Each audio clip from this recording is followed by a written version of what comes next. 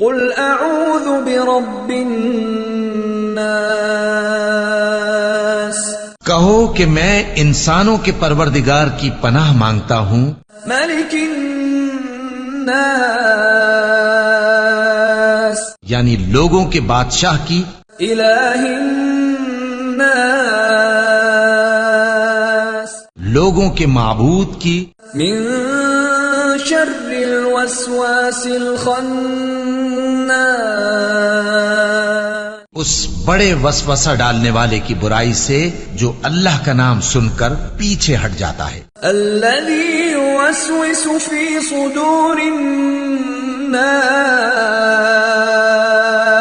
جو لوگوں کے دلوں میں وسوسے ڈالتا ہے، من الجنة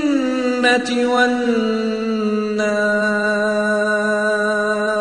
خواہ وہ جنات میں سے ہو یا انسانوں میں سے۔